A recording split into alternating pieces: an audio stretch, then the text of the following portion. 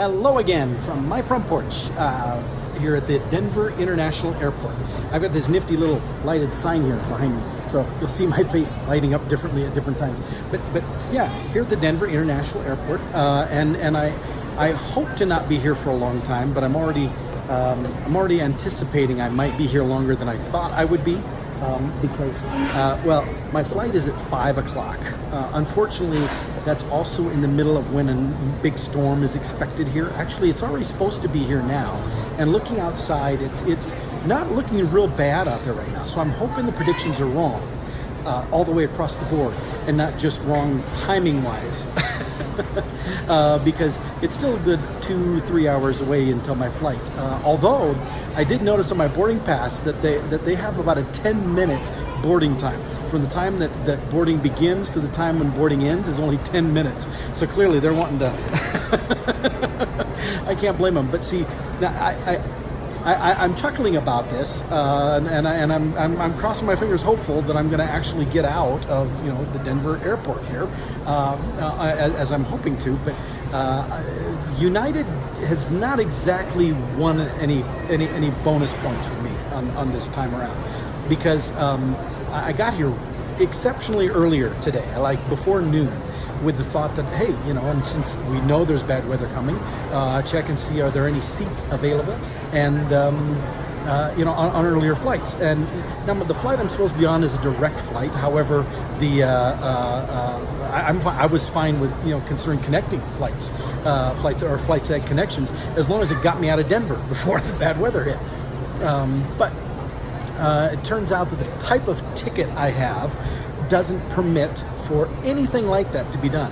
What I basically discovered is that if you have what is called the basic economy ticket, you are at a rung on the ladder that's probably lower than, say, the third class passengers on the Titanic were.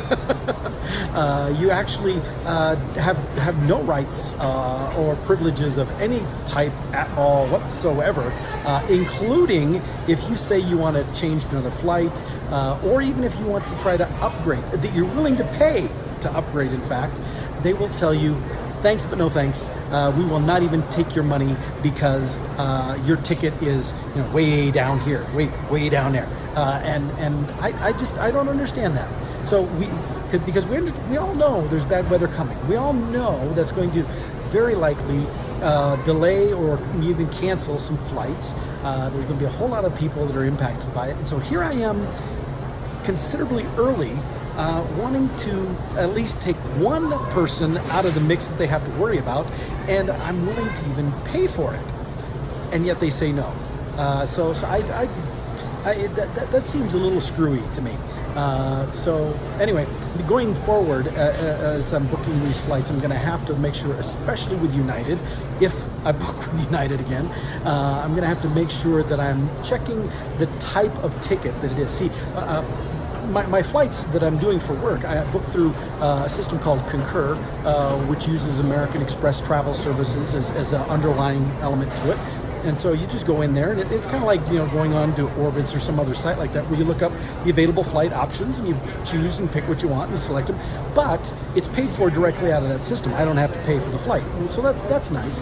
However, I also don't necessarily get a lot of control over the type of ticket it is, because some of it is automatically assigned by that system. But I need to pay a little more attention to how those are set up. See if there's any options, any settings I can do to do that, because it sure would be great to have tickets that I had a little more flexibility and leeway in situations like this. So have to check into that, see what's up with that. But I really don't get United's policy of, because you have a certain type of ticket, we won't even take your money to consider moving you into something else. It's like I don't get that. I don't get that at all. So anyway, here I am in Denver. I just had a nice tasty lunch over at what was it called?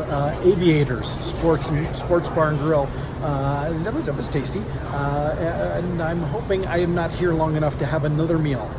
here tonight. here's hoping that tonight I make it back to Des Moines, because I really want to be home tonight for a good night's rest in my own bed, because I only get 2 nights in my bed this time around, because Sunday night I'll be back on the road heading out to Houston. So all right, wish me luck. Here we go. I'm gonna go find my gate and hang out there and hope for the best. Hope for that 10-minute turnaround for the boarding. Hopefully that works and then we get out of here and beat all that. I do believe in miracles, so we're hoping for that this time around. All right, with that, I'll see you next time from my front porch.